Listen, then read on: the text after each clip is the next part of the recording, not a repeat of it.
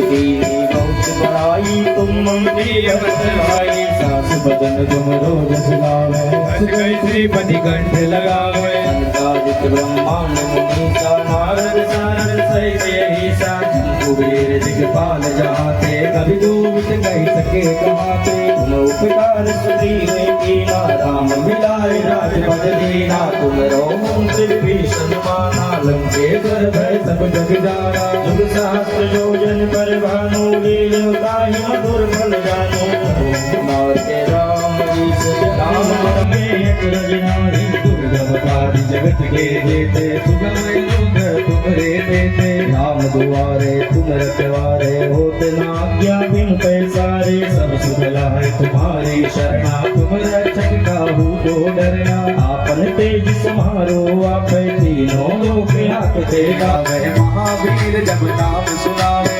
नासे खोगे हरे सब पीरा जपत निरंतर हनुमत वीरा संकट ते हनुमान छुड़ावे मन क्रम और मनोरथ जो कोई लावे कोई अमित जीवन फल पावे अमोते राम जी से राम राम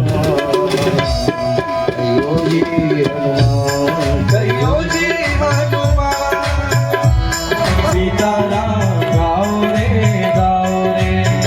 लक्ष्मण दीन जानकी माता राम रसायन तुम्हारे पासा सदा तारा है पर सिद्धि जगत उजियारा साधु संत ले आपसे बचना चाहते हो तो एक बार अगर सच बोल दोगी तो क्या बिगड़ जाएगा। झूठ से बड़ा मैया भैया कोई पाप नहीं है, लेकिन आज झूठा ही लेना, झूठा ही देना, झूठा ही भोजन, झूठ चबेना, झूठ झूठ झूठ झूठ झूठ झूठ झूठ ही झूठ। झूठ बोलना सोचते हैं कि बहुत बड़े हम महारथी हो गए झूठ बोलने, सामने झूठ बोल। और निराशा ही जीवन का सबसे बड़ा सुख है। किससे आशा करे बताओ? दुनिया में कौन है जो आशा करने योग्य है तो जिससे आशा किया जा सके? कोई है? क्योंकि जिससे आशा करोगे बाद में धोखा ही मिलेगा। भागवत में कथा ही है वैश्या की, 24 गुरुओं की कथा है ना, आप लोगों ने भी सुना होगा, जानते इस प्रसंग। उसमें कथा आती है वैश्या की,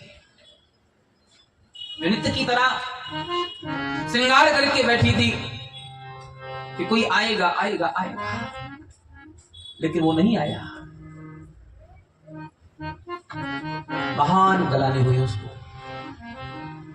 और उसने कहा कि ऐसा आशा मैं गोविंद के लिए कर लेती या राम के लिए कर लेती तो राम जरूर कृष्ण अवश्य पीतांबर को पहन करके मेरा तरनतार करने के लिए आ ही जाते। जय। ये आशा, ऐसा आशा करना चाहिए। संसार में आशा करनी हो कि कोई नहीं, परमात्मा को छोड़ करके। इसलिए कहते हैं कहो उसी से जो कर दे खुशी से, और कहे ना किसी से, उसी से कहो। एक परमात्मा एक ऐसा है जिससे हम कुछ भी कर सकते, और समस्या का जो समाधान है वही कर सकता है। केवल सुनता नहीं, या सुन करके नजरअंदाज नहीं करता, वो सुनता है तो काम भी करता है। क्या कहते हैं, प्रभु के यहाँ देर है आगे, देर है, पर रामचरितमानस में तो लिखा है कि प्रभु के यहाँ अंधेरे ही नहीं है, तत्काल प्रभु फल देते। आप संतों की सभा में आइए तो, संतों की सभा में डुबकी लगाइए तो तुरंत आपको तत्काल फल मिलेगा। ये गोस्वामी जी की पंक्तियां हैं, सत्संग का तत्काल फल मिलता है, क्योंकि एक सत्संग ही एक माध्यम है परमात्मा से जुड़ने का। ना हम बसामि वैकुंठे योगिनां हृदय च मद्भक्ता यत्र गायन्ति तत्र तिष्ठामि नारद। भगवान वही है जहां उनका कीर्तन होता है, जहां उनका भजन होता है, जहां उनकी चर्चाएं होती हैं, जहां उनकी लीलाओं का गायन होता है, परमात्मा वही है। महादेव ने अवतार के कारण बताए हैं। राम जन्म के 6 कारण रामचरितमानस में बताए गए। कितने कारण? जोर से बोलिए पीछे वाले भी। पर 1-2 ही कारण की कथा सुनाई है। जन्म एक कहूं कथा, 1-2 जन्म की कथा सुनाई। और सबसे पहले जो परमात्मा के जन्म का कारण है वो देवर्षि नारद का श्राप। माता ने जब ये सुना तो माता को झटका लगा। माता को आश्चर्य हुआ। क्या आश्चर्य हुआ कि भगवान के परम प्रेमी अनन्य भक्त देवर्षि नारद ने प्रभु को श्राप क्यों दिया। बोले बाबा कहते नारद श्राप दीन एक बारा, नारद श्राप दीन एक बारा, गल पे के लगी अवतार। गिर जा जगी भई सुनि बानी, गिरिजा चकित भई सुनि बानी, नारद विष्णु भगत पुनिया। माँ आश्चर्यचकित हो गई और माँ ने पिताजी से कहा, भगवान महादेव से कहा, क्या कहा? कारण श्राप मुनि दीना, अपराध रमापति कीना। महादेव कारण क्या था? क्या कारण की श्राप राम जी को देवर्षि नारद ने ये बात समझ में नहीं आई। कारण श्राप मुनि दीना, अपराध रमापति कीना। कारण कवन श्राप मुनि दीना, कारण कवन श्राप मोहि दीना, अपराध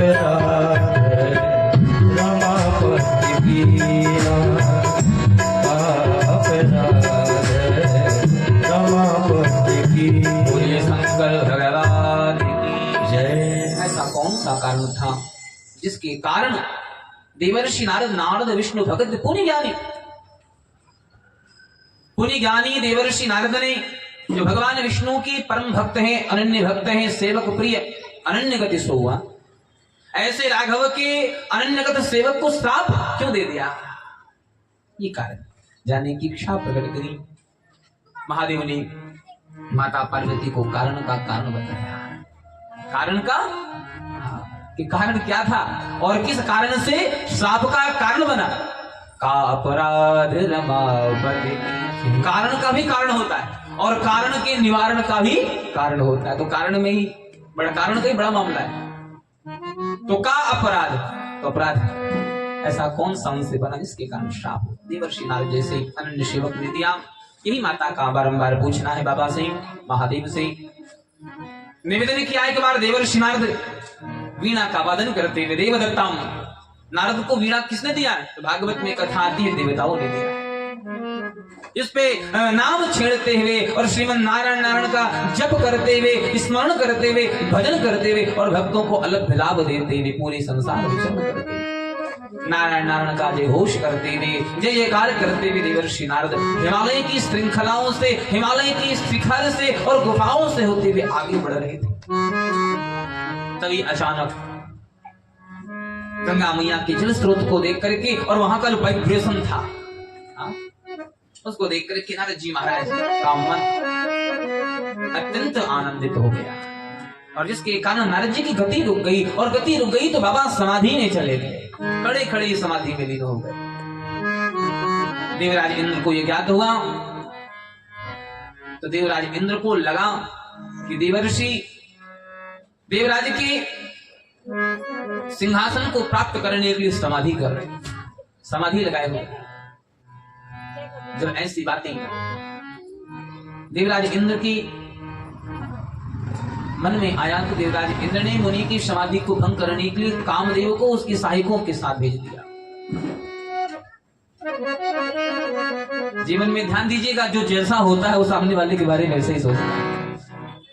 इंद्र को गोस्वामी तुलसीदास जी महाराज ने स्वान कहा। स्वान माने जानते हो ना, कोई डॉग, उसी कोई स्वान कहते हैं।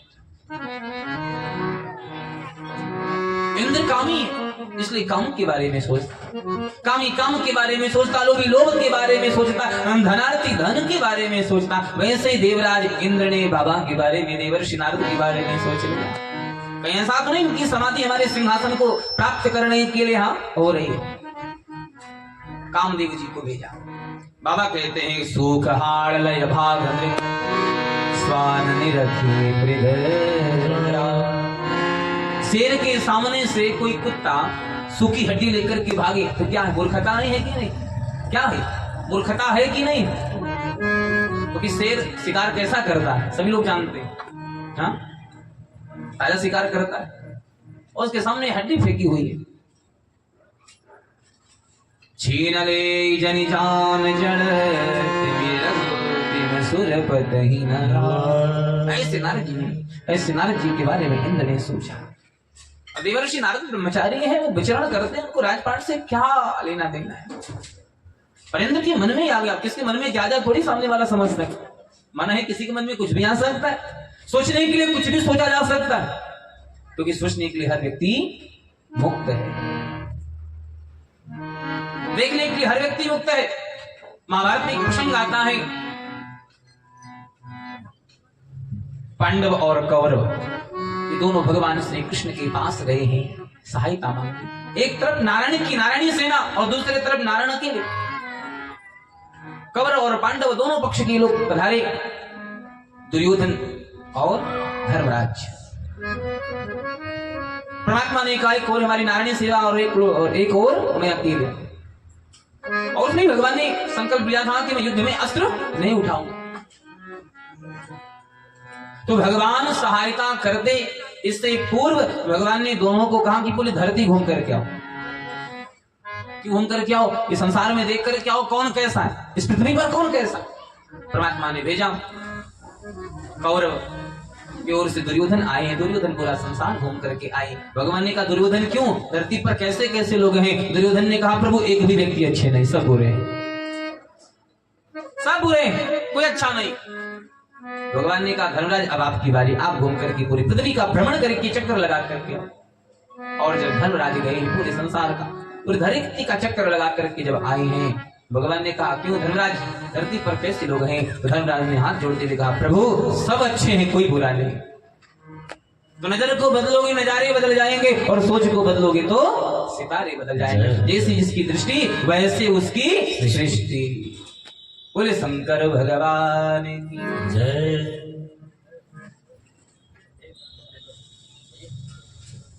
तो देवर्षि नारद की अचल समाधि को देख करके इंद्र को लगा कि हमारे स्वर्ग पर अधिकार प्राप्त करना चाहते हैं। कामदेव को भेजा और कामदेव अपने सहायकों के साथ आए। और काम कला कच्छ मुनि न व्यापी निज बैठर हूँ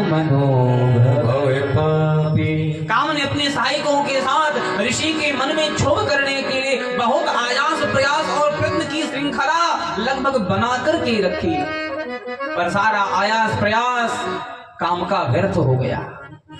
काम बाबा क्या कहते? काम कला कच्छ मुनि कल आपने सुना था जब शिव की समाधि को भंग करने के लिए कामदेव जी को भेजा गया तो शिव पर काम का कोई प्रभाव नहीं चला। क्यों? क्योंकि जहां राम तहां काम नहीं, और जहां काम नहीं, जहां काम वहां राम नहीं, और जहां राम तहां काम। मुनि के हृदय में राम है तो काम का कैसे प्रभाव चल सकता है? देवर्षि नारद भगवान श्रीमन नारायण प्रभु का चिंतन कर रहे हैं। ध्येयं सदा परिभवमभीष्टो, भगवान के उस पावन चरणारविंदों का जो तीर्थ को तीर्थ बनाने वाला है, हाँ? ऐसे पवित्र पावन चरणारविंदों का चिंतन कर अंतगत्वा कामदेव अपने सहायकों के साथ आकर के और देवर्षि नारद के चरणों में क्षमा याचना करी। देवर्षि नारद ने कामदेव को आशीर्वाद देकर के विदा किया। भयहुन नारद मन कछुरोष, कहि प्रिय बचन काम परितोष। और नारद जी महाराज इस प्रकार कामदेव पर विजय श्री प्राप्त करके महादेव के पास चले। तब नारद गवने से पानी, तब नारद गवने से पानी,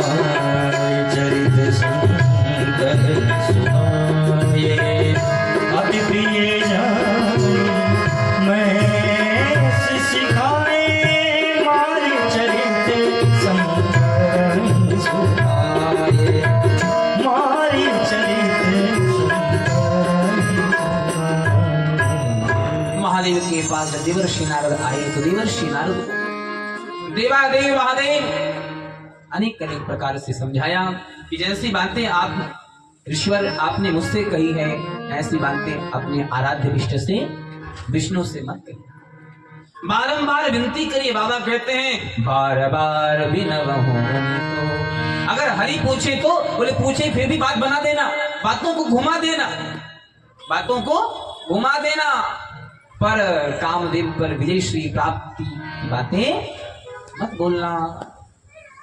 शंभुदीन उपदेश हित नहीं नारद ही सोहा, भरद्वाज कौतुक सुनो हरि इच्छा होई हई सोई जो राम रचि राखा।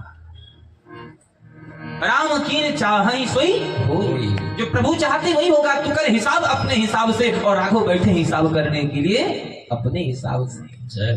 राघव का हिसाब अपने हिसाब से चलता है और हमारा आपका हिसाब अपने हिसाब से चलता है। इसलिए भैया बुद्धि नहीं लगानी चाहिए जहां बुद्धि लगनी हो। बाबा ने कहा राम अतर्क मन बुद्धि बानी। राम जी मन बुद्धि वाणी से परे है। राम जी के ऊपर लोग दुनिया की बातें लेकर के बुद्धि काष्ट और तमाम बातें करते हैं, तो बुद्धि वहीं लगाइए जहां बुद्धि लगाने की जरूरत है। राम अतर्क बुद्धि मन वाणी, परे है राम जी। तो भगवान महादेव ने अनेक प्रकार से समझाया। देवर्षि नारद को लगा कि कामदेव पर विजय श्री का जो यश मुझको मिला है इनसे सहन नहीं हो रहा है। नारद जी ने कुछ दूसरा ही सोच लिया। अभी आपने सुना ना, सोचने वाले कुछ भी सोच सकते। नारद जी को लगा कि मैंने कामदेव को जीत लिया, हमारे जीत से ईर्ष्या करते। ये नहीं चाहते हैं कि हमारा यश संसार में सूर्य की किरणों के समान फैले, ये नहीं चाहते, इसीलिए ऐसा बोल रहे हैं। नारद जी के अंदर अभिमान हो गया, और अभिमानी व्यक्ति कितना भी समझाओ वो समझता नहीं है, लेकिन समझाने के लिए सदैव तैयार रहता है। यही अभिमानी व्यक्ति का लक्षण है। आप कितना भी समझा लो पर अपने अभिमान के आगे। रावण को मंदोदरी ने कितना समझाया, रावण समझा, राम जी ने भेज करके समझाया, उसके पुत्र ने समझाया, मंत्रियों ने समझाया, हर किसी ने समझाया। हनुमान जी ने तो हाथ जोड़ करके कहा, क्या कहा कि रावण अभी भी समय है, आप हमारी शिक्षा मान लीजिए और परम्बा जगदम्बा श्री जानकी जी को भगवान श्री राम के पास वापस कर दीजिए, भेज दीजिए। पर अभिमान में चूर रावण नहीं समझा, क्योंकि अभिमानी व्यक्ति समझता नहीं है, लेकिन समझाने की भावना जरूर रखता है। देवर्षि नारद ब्रह्मलोक में गए, वहां पितामह ब्रह्मा ने भी मना किया, और नारद जी को लगा कि ये भी अपने पुत्र के यश से ईर्ष्या करते हैं। और अब वीणा का वादन करते हुए क्षीर सागर पधारे, जहां भगवान श्रीमन नारायण प्रभु ने देवर्षि नारद का स्वागत किया।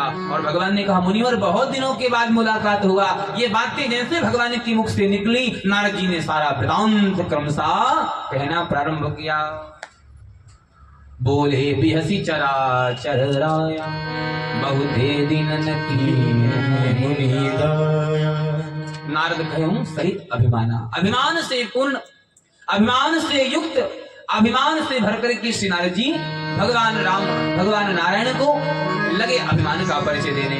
कौन चरिते नारद सबे भागे, कौन चरिते नारद सबे भागे, यद्यपि प्रथम बरज शिविरागे, यद्यपि प्रथम बरज शिविरागे, अति प्रचंडी रघुपति के माया, अति प्रचंडी रघुपति के माया, यही मोहि रस को जग जाया, यही मोहि रस को जग जाया, रस को जग जाया, रस को। देवर्षि नारद ने अभिमान से भरकर कामचरित सब, भगवान महादेव की मना करने पर, पितामह ब्रह्मा की मना करने पर भी भगवान विष्णु को सुना दिया। भगवान विष्णु को लगा कि हमारे शिष्य के हृदय में अहंकार का बीज अंकुरित हो गया। परमात्मा का संकल्प है, जो परमात्मा का हो जाता है उसके रख रखाव की चिंता किसको है? परमात्मा। जो अनन्य प्रिय सेवक परमात्मा का हो जाता है, फिर सारा जिम्मेदारी भगवान उसकी अपने को ले लेते हैं, उसकी जिम्मेदारी परमात्मा अपने ऊपर ले लेते। करहूं सदा तिनके रखवारी, जिमि बालक राखे महतारी। जैसे बालक की रक्षा माता करती है, लालन पालन करती है, वैसे ही भगवान जो शरणागत हो जाता है परमात्मा का, उसका लालन पालन भगवान श्री राम करते हैं। भगवान को लगा कि नारद जी के मन में अहंकार, जो ठीक बात नहीं। इसलिए जीवन में ध्यान दीजिए, अगर परमात्मा के समीप रहना है तो प्रेम रखिए, और दूरी बनानी है तो अभिमान। परमात्मा को सब कुछ प्रिय है, पर परमात्मा को मोही कपट छल अभिमान से जो रहित होता है वही परमात्मा को प्राप्त करता है, और अभिमान से जो युक्त होता है वो परमात्मा का कितना भी खास क्यों ना हो, उसका हाल ऐसे ही होता है जैसा नारद जी का होने जा रहा है। भगवान को लग गया, पूर्ण विश्वास हो गया कि नारद के मन में अहंकार का बीज अंकुरित हो गया। भगवान का संकल्प है पन हमारे सेवक हित का। और यहाँ पर देवर्षि नारद ने सारी बातें भगवान से कही। अहंकार से शून्य करने के लिए परमात्मा ने अपनी माया का एक नगरी बनाया, और क्या दिव्य नगरी थी। और उस नगरी के राजा का नाम था शीलनिधि। उनकी एक कन्या थी जो भगवान की माया ही थी, विश्वमोहनीता सुकुमारी। लक्ष्मी भी देख करके मोहित हो जाए, ऐसा सौंदर्य का स्वरूप प्राप्त उस कन्या को था, सौंदर्य की स्वरूप प्राप्त। तो नारद जी उस माया को देख करके, उस नगरी को देख करके और चले। बड़ी अद्भुत नगरी थी, उस नगरी को देख करके चल पड़े। नगरी की भव्यता, दिव्यता और शोभा का दर्शन देवर्षि नारद ने किया, तो नगरी में प्रवेश करने की इच्छा हुई। सेवकों के द्वारा, लोगों के द्वारा शीलनिधि की राजभवन के बारे में जब जानकारी प्राप्त हुआ तो राजभवन में आए हैं। और जहाँ शीलनिधि नाम के राजा ने संत शिरोमणि विरक्ता नाम शिरोमणि, भागवत में कहा गया है, अहो अनंत दासा नाम महत्वम हृष्ट मध्य में। अनंत अनंत ब्रह्मांड के नायक परमात्मा की अनन्य प्रिय सेवक, अहो नारद धन्योसी विरक्ता नाम शिरो, विरक्तों के सिरमौर। ऐसे देवर्षि नारद को शीलनिधि नाम के राजा ने प्रणाम किया, भीतर लेकर के आए हैं। कन्या को बुलाया, कन्या ने प्रणाम किया, और कन्या से प्रणाम करते, जब कन्या को प्रणाम करते हुए शीलनिधि नाम के राजा ने देखा तो कन्या के गुण और दोष को जानने के लिए देवर्षि से आग्रह किया, ईश्वर कन्या के कुछ गुण दोष बताइए। कन्या का स्वयंवर चल रहा था, उसी बीच कन्या को कैसा वर प्राप्त होगा। नारद जी ने जैसे ही कन्या के हस्त की देखा देखी तो वर्णन है रामचरितमानस में, देवर्षि नारद अपना वैराग्य भूल गए। जिस काम पर विजय श्री प्राप्त करके परचम अपना लहरा रहे थे, आज वही ध्वजा उनका नीचे हो गया। ब्रह्मचर्य रत, जो ब्रह्मचर्य में रत है, ऐसे देवर्षि नारद की मन में वासना जागृत हो गई, कामना कन्या को पाने की इच्छा जागृत हो गई, विवाह करने की लालसा प्रकट हो गई। ये कौन कर रहे हैं? भगवान राम कर रहे हैं। क्यों कर रहे हैं? क्योंकि भगवान कहते हैं जो मेरा अनन्यगत सेवक हो जाता है, नमः भक्त्या प्रणश्यति, अभिमानी व्यक्ति का विनाश हो जाता है। और उसके प्रमाण बोले कंस और रावण। द्वापर में कंस और त्रेता में रावण, जिसने अभिमान किया उसका पतन हो गया। तो भगवान का संकल्प है, जो शरणागत भक्त है उसका मैं नाश होते हुए नहीं देख सकता हूं, नमे भक्त्या प्रणश्यति। इसलिए भगवान ने ऐसे लिखा है। मोहनी को देख करके देवर्षि नारद अपने आप को भूल गए, और जो गुण कहना था वो गुण छुपा लिया, और जो गुण नहीं कहना था उसको प्रकट रूप से कहने लगे। जो उस कन्या से विवाह करेगा वो अजर अमर हो जाएगा। ऐसे ऐसे गुण को कहते हुए और देवर्षि नारद ने उस कन्या को प्राप्त करने के लिए दौड़ पड़े। किसकी ओर? बोले भगवान की ओर दौड़ पड़े। देवर्षि नारद ने विचार किया कि स्वयंवर में इतने सुंदर सुंदर राजकुमार आ रहे हैं, और यदि मैं सबसे सुंदर होकर के वहां पर पहुंच जाऊं तो निश्चित ये कन्या मेरे गले में जयमाल डाल दे। ऐसे भाव और भावना को लेकर के देवर्षि ने विचार किया कि इस समय कुछ जब तक नहीं हो सकता कि जब तक से सुंदरता प्राप्त की जा सके। क्योंकि रामायण में गोस्वामी तुलसीदास जी महाराज कहते हैं, तपते अगम न कछु संसार, तपस्या से संसार में कुछ भी प्राप्त किया जा सकता है। पर देवर्षि नारद विचार करें, अगर मैं तपस्या में लग जाऊंगा तो कन्या हाथ से जब तप कछु न हो हे विधि मिले विधि बुद्धि में युक्ति सूझी। एक कार्य करता हूं, अपने इष्ट देव के पास चलता हूं और वही कोई सहायता कर सकता। जब सेवक संकट में फंसता है तो सहायता स्वामी करता है।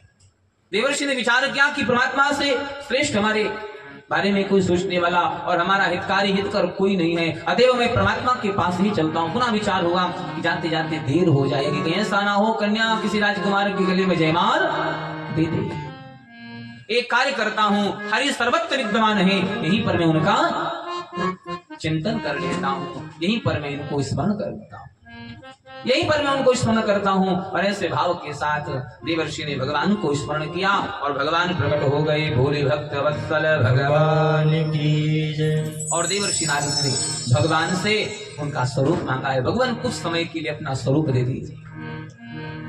हरि सन्मागहु सुंदर इस बात से ही और हमारी माता जी के संतोष से ही ऐसा कार्य, ऐसा भगवत कथा पूरी राजा रामचंद्र भगवान की जय हो, भक्त वत्सल भगवान की जय हो। और आइए आज की कथा पूरी पर विश्राम। कल भगवान श्री राम के सात कथा के माध्यम से प्रयागराज, चित्रकूट आदि की कथा बहुत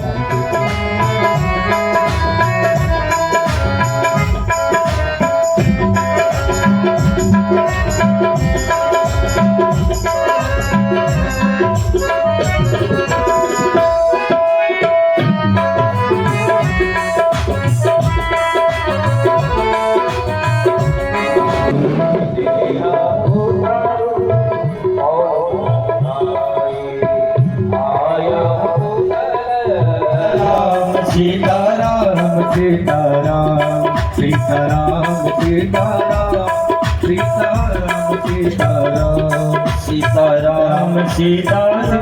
सीताराम सीताराम सीताराम सीताराम सीताराम सीताराम सीताराम सीताराम सीताराम सीताराम सीताराम सीताराम सीताराम सीताराम भगवान की जय।